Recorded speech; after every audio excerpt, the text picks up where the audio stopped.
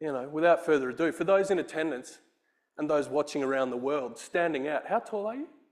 6'1". Standing at 6'1", weighing in at, I don't know what you weigh, don't tell me, you look fucking fantastic. You look weighing in at whatever he wants, fighting out of Swansea, Massachusetts, by way of Highland Park, Detroit, your friend and mine, and the future senator for the great state of Massachusetts, John Brass Knuckles Deaton.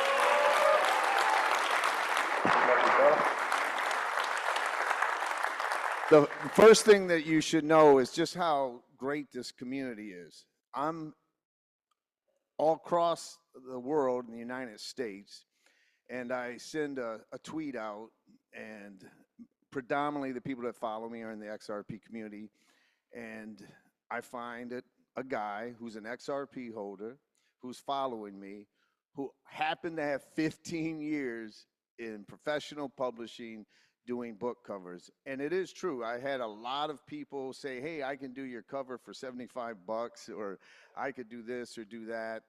I'll help your friend. I'll help your friend. And I got a response from Alex that said, John, I'll do your book. It would be an honor. So he knew that it was me. And just shows you the talent of community. It also shows you this XRP community of the diversity of talent all across the world, and the people that I've met here. You know, I'll tell you, it's going to be a little difficult to not get emotional, and I'll tell you why. When I finished the book, and if you read the book, you know it was like started off as a cathartic exercise. I held something in, like child rape, for 40 years. And you hold that in, and other things that happen to you, you don't share it with anyone. You don't share it with the person you got married to and have children with. You don't share it with your parents or your siblings. You just hold it in. And then you decide, because after that past catches up to you, because you haven't dealt with it, and you thought that once you weren't poor anymore, and once you became a good father, that's all that mattered. But then you realize that the past catches up to you. Unexamined trauma will surface. It will reach you, no matter how tough you are, no matter how strong you think you are, no matter how many fights you've been into. It doesn't matter. It will catch up with you. And so I wrote the book as a cathartic exercise. And then I thought, do I publish it? Because let's face it, there's some things in there, right? Things like I went on a coke fueled sex bender. You know, now my daughters are going to read that. They're going to see that their daddy is just as flawed as anyone else in this world. And so I sent it to a couple people that are very different from me, different life experience. And they were like, John, you got to publish the book. You got to publish the book. Don't change a word. Don't edit a word. Just publish the book. And I got to tell you, I'm not going to lie. I write about it in the book. It's a bit vulnerable to like hold something like being raped as a child for 40 years and then tell the whole world, and the whole world, people that you've done business with for 20 years, now you see them and they know all these things about you that you've held in. They know all the mistakes you've made. That's why in the book I call it, the book is my confession or my exorcism, trying to release these demons inside that sat and festered for years. And then I published it. And then I met people like you, right? And the reason that my voice is cracking just happened on the way here. And I don't know if the gentleman's here, and you don't have to say it if you are, but I was just walking. And this is one of many stories. He says, John, now that no one's around, I just want to talk to you. And I said, sure. And he said, listen, not too long ago, I was homeless, and I was on drugs, and I was struggling. And I read your book. And I want you to know that there's an Aussie around the world, and you changed my life. Now, when you hear stories like that, it just, I can't put it in words what it means. You know, I will put Rob on the spot. You know, he's in the audience. You know, he gives me a gift of brass knuckles with a quote that says, I think I'm going to sue the SEC. And, you know, he gives a little speech at a dinner. And he says, you know, John's beans and cornbread were my powdered milk. And I went through some shit too. And I look at my boys and I tell my boys, that's someone you can look up to. That's a hero. That's someone you look at. And I'm sitting there thinking, Rob, you're a pretty damn fucking good hero for your kids yourself. You know, because, but when you hear stories like that, grown men have come up to me with tears in their eyes saying, hey, I just want you to know. I mean, my age, 50 years old, 60 years old. John, I want you to know that something happened to me. I've held it in. And the fact that you were able to admit that it happened to you, right? I'm supposed to be this alleged tough guy from Detroit who's been in fights and knife fights and gun fights, and I'm a Marine and all this. And here you are admitting that, you know, you got hurt, you got damaged, you're not perfect, you're just as flawed as any other human being walking the planet. And thank you. And so I could never, whether I ever sell another book, doesn't matter what the sales are, anything like that, there's not a day I will ever regret publishing this book and taking that chance to be vulnerable. Because I got to tell you, just the people you met here in Australia, we all have so much more in common than we do not in common. We all want the same things in life. It doesn't matter what God we pray to, in my opinion. It doesn't matter whether you're considered a conservative or a progressive, a liberal, a Democrat, whether you're from a red state or blue state or what other label society gives you. At the end of the day, we all have so much more in common. And that book has allowed me to touch you, and all of you touched me. And it's something that probably will be one of the best honors of my life. So I don't know if you want to open it up to questions, but I do want to thank Alex because he's been awesome. I could never have a better partner. I got two partners in this room. I got Alex, I got Jay from Spin the Bits, people I met in this community, friends of mine, brilliant people. And, you know, Alex was so, as someone in the publishing business, he was so offended by the way I was being treated by this publishing company that had already given, you know, I'd given them over $10,000 to do the book for me and help me and format it and do things that I have absolutely no knowledge about whatsoever. And you could see just from someone who was in the industry how genuinely offended he was. And even though he no doubt regretted it many nights when he's up there trying to typeset it and fit it perfect, get the pictures lined up perfect and all those things, that he's like, just give me the fucking thing, I'll do it, John, right? And so when he took that attitude, that's when I said, now that's somebody I want to be partners with. And so that's really all I got to say.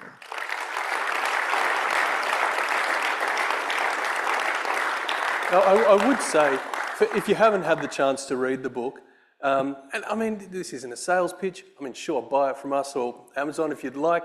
If you can get your hands on a copy, we give copies away regularly on our Twitter account.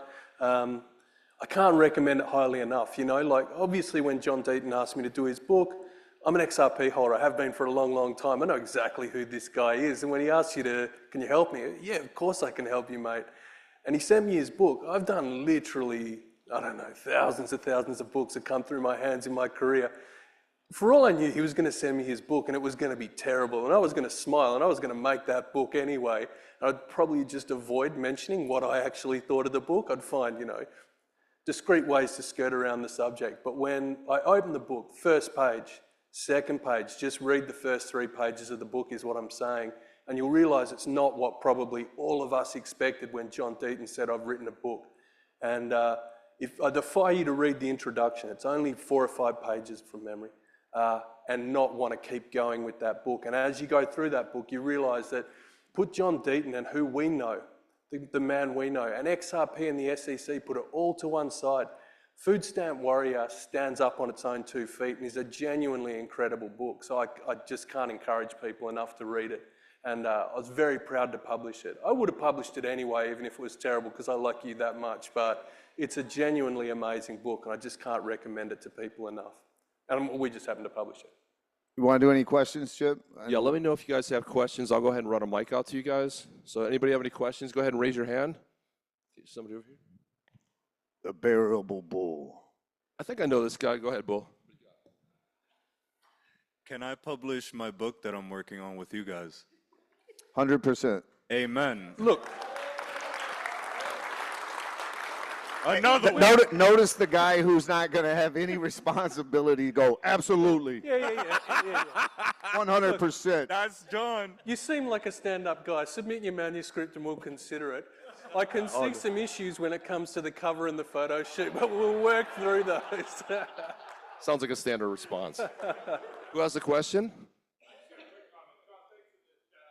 Let me get a mic out to you. Hang on. We won't be able to hear you. I meant what I said about your sons and you, my brother. Rob, please. I say this to my boys, but I'll say it to you as well. I love you. I love you back. So I just want to say real quick, the book is awesome. It's phenomenal. I've read it twice. I also want to give you a quick shout out for the audiobook. I'm down 30 pounds since January. I've listened to your book 3 times on my walks with my dogs. I love hearing it in your voice, and it's that type, and thank you for the audiobook. Thank you, man. All these tough men crying in one spot. It's a therapy session after all. Any other questions? The audiobook was a shock to us as much as anyone. Those whiskey smooth vocals. He sent me the first chapter. I was, Jesus Christ, you could do this as a job if you ever want to quit the law thing. Not male modeling, but you could definitely narrate audiobooks. Yeah.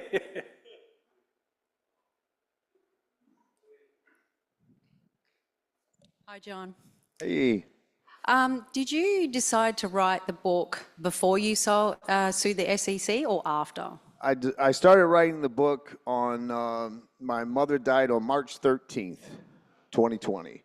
I started writing the book on March 20th, 2020. So the SEC sued in December of 2020. So what's that, 8-9 months I started writing the book. And at first I wasn't going to even talk about, because obviously I started writing the book I didn't think about publishing it. It was all really, because of all the trauma, I went to a psychiatrist at first. I was like, I don't know why this shit's bothering me after all these years. My God. Like, I didn't let it bother me for 30, 40 years. Why is it bothering me today? And of course, a psychiatrist wants to put you on Prozac and put you on, Zoloft or some other antidepressant. So then I started seeing a psychologist just to talk about it, and recommendation was, write some things down.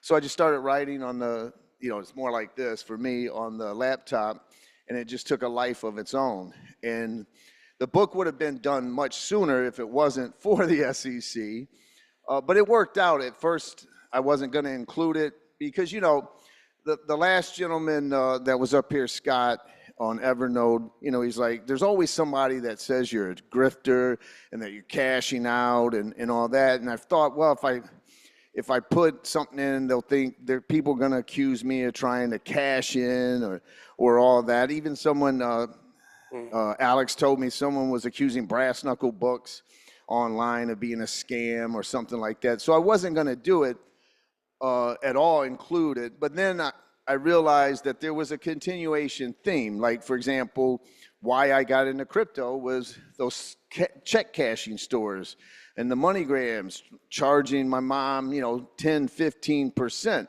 So I said, it kind of went with it. And then fighting the US government, maybe the greatest bully in the entire world sometimes. And I figured that there was a theme that flowed through. And so but then I got involved in the lawsuit and I got a little sidetracked, so I probably lost some time writing it. But what would happen is I would write and get really into it, and it'd be 4 in the morning, I wouldn't realize, and I'd work 4 or 5 days straight, and then I'd get busy with work or writing the amicus brief or something, and not do it for another couple weeks, and then come back to it. But like I said, it was a great thing for me, and I'm happy I did it. Just one more question. Yeah. One more question. What is the one thing you think that we would get out of that book? What is the idea that you wanted us to get out of that book? Never give up. And never give up fighting for the life you deserve. You know what I mean? Thank you.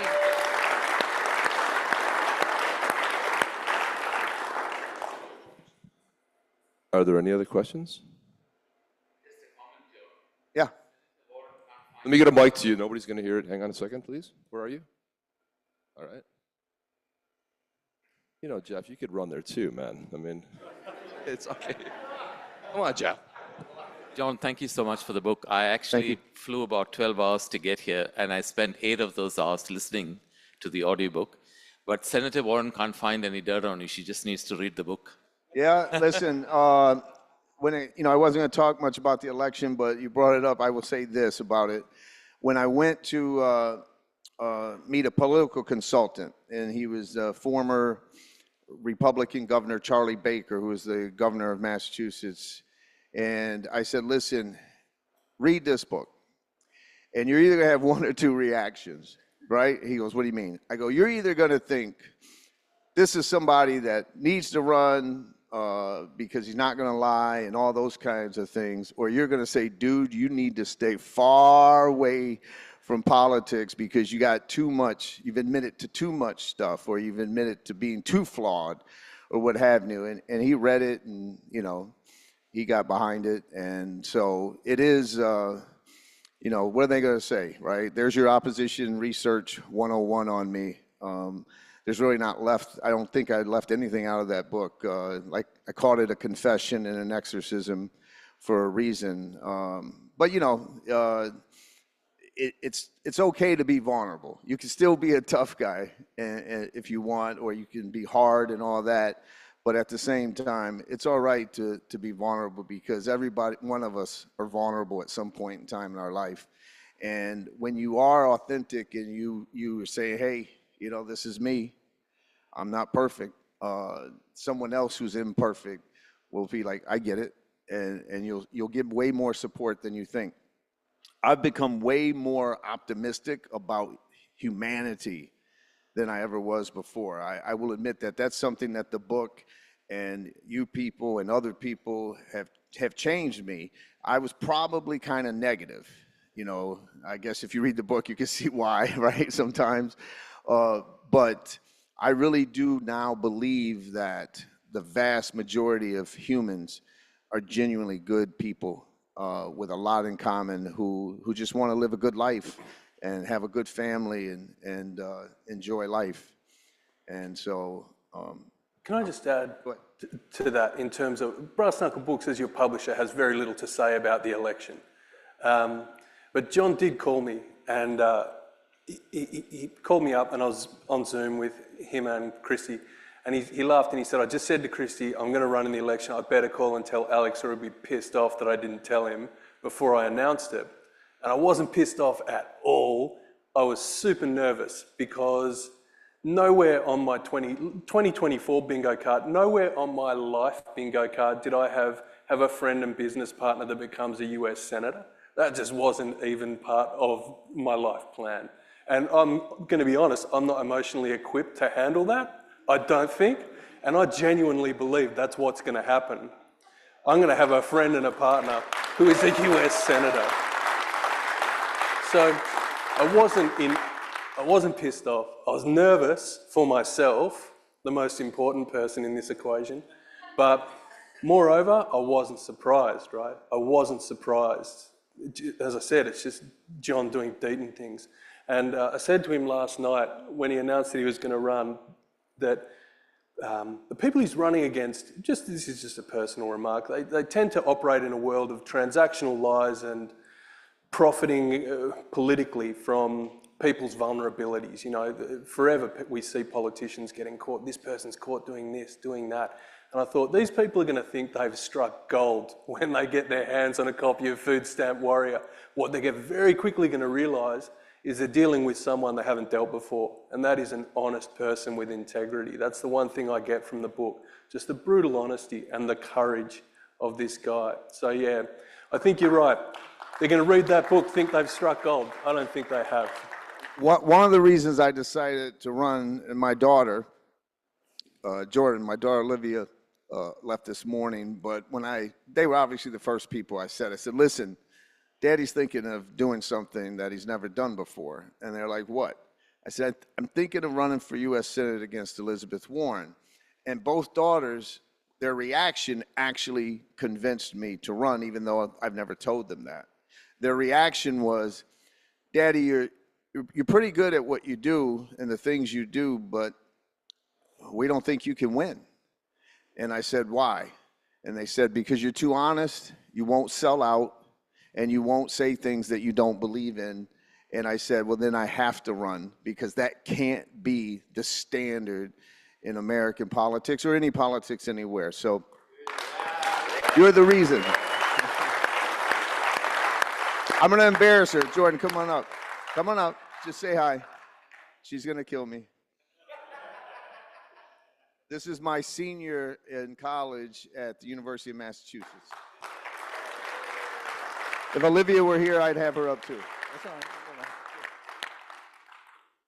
Anything else? John, well, listen, since the politics did come up, I was just curious, there was a hell of a commitment there as far as running, right? You pointed up $500K of your own money. You had to actually move to Massachusetts, right?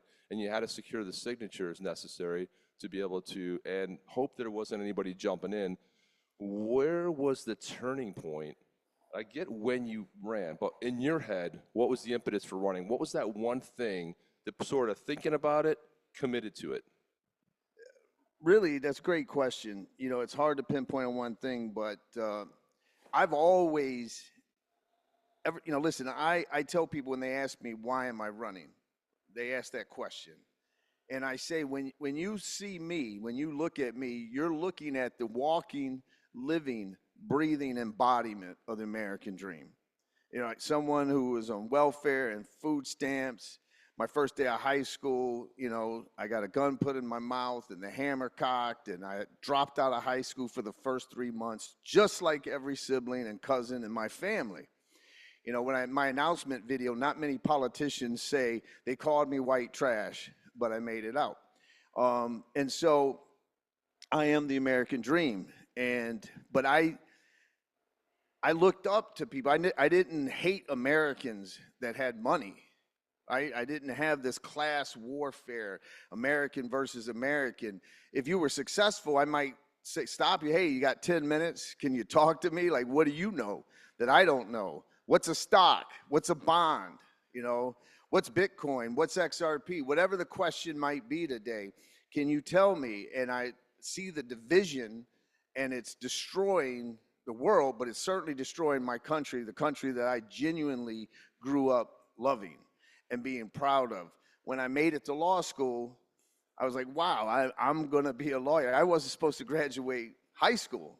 Like, my birth and the circumstances of my childhood were saying, you're going to end up in prison, or you're going to end up on crack or heroin, or you're going to be dead. That's your fate, John. That's your fate. And I had a couple lucky breaks, a principal at a private school that gave me a chance, but he made me earn it. And I achieved it. And so I was so proud of it, I joined the Marine Corps, right? There's nothing better or tougher than the United States Marine Corps. And so it was all about this pride in country as part of it. And we don't have it anymore. And there's just division. And like I said yesterday, like how do you stop talking to your brother or your sister because they voted for somebody? That's just sad. And it's happening. And there's this lack of respect. And so that's part of the equation. And then I saw that no one was getting up to run. And I just said, we're going to find out if my daughters are right or whether or not I can get elected. But I think it's time that somebody that represents regular people, right? I keep saying about Senator Warren wants desperately to keep the job. I desperately want to go do the job. I want to show poor people how you can achieve it without pitting them against successful people, without punishing success. I want to show a different approach, a fundamental approach. And so all those things combined made me just say, because I never thought I would run for office, to be honest with you. With that past, who would ever think that they're going to run for office? And it all kind of culminated, all those things together. Well, if you be careful and you win, we could be talking to President Deaton at some point, right? So.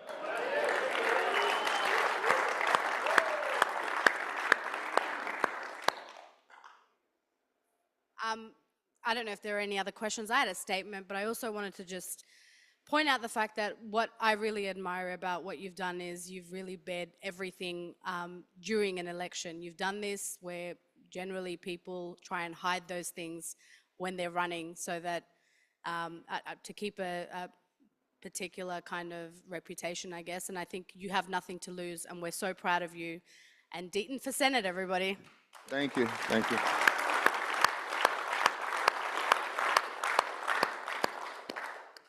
Let's hope he gets the job, because that male modelling career has sailed. It's not even an option anymore. You should have seen Alex's response after the Zoom, and he's like, dude, are those the pictures that you're sending me? And I was like, I'm just not going to sit around and take a bunch of pictures of myself. I'm not getting better looking every time I look at a picture. So, and I didn't get much to work with, but I got to tell you, the cover came out pretty good. I would have never picked that cover, but I've had, it's funny, a couple politicians that I met, they read the book and they were going to see whether they would endorse me or get behind my candidacy. And these are traditional politicians. And then when I met them after about a half hour, they said, I got to tell you, John, I didn't think I would like you very much. I said, why? They're like, look at that cover. You look like we're too scared to read the book. But I think it's the best cover. And Alex had told me. Everyone says it's scary. You're a big teddy bear. It's not a scary cover. But it was great because Alex had said to me, he's like, I think I got the cover, John. He goes, there's a moment that you look in your eyes, one of your eyes get lower than the other eye, and there's just this look. And he showed me, and at first I was like, is that the picture? But it worked out. And this guy deserves a lot of credit, because without him, I'd still be waiting for the book to be published, and he deserves all the credit in the world. And, yeah.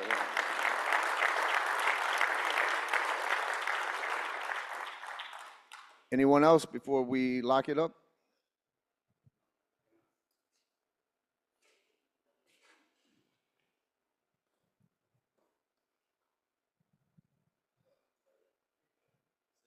Does that work? As one lawyer to another, I think you've got a bright future as a male model. I really like your hairstyle. You know that I think you did an amazing job in taking on the SEC. And listening to you talk now, I'm struck by two questions. One is, the writing of the book, was that part of your own therapy, or did your therapist recommend it, or was that your way of saying, you know, you shove your pills up your ass, I'm going to work on a different way? And the second question is, do you think that process of writing the book gave you the necessary strength to take on the SEC in the way that you did, or is that something that's so intrinsically John Deaton you would have done it anyway? You know, it's a great question. The second part of the question, I think it helped me not worry about the SEC, because I was going through all of that. And it's like, what are they going to do? They're going to attack me, sure, but they're not going to attack me any worse than I've been attacked the rest of my life or before. They're certainly not going to do the things to me that were done and stuff like that. So it gave me resolve. I was having a hard time. The question was the writing, the therapist idea, or mine? And, you know, when you hold stuff in, like I was talking about, for 40 years, it's not easy. And yes, this is a professional therapist. So what I was doing is I was for someone who communicates for a living, right? I'm a trial attorney. Get me in front of a jury and, you know, I'll go at it, and I'm confident about my abilities as a lawyer and all those things. But I was finding myself in this one-on-one session, I was having a hard time articulating, even to like just to say, he was like, well, what's the worst thing that happened to you? And I just sat there and I'm freezing. And I was afraid to say I was raped from 9 to 11 for 2 years, brutally. I couldn't say those words, even though I was by myself with this professional therapist.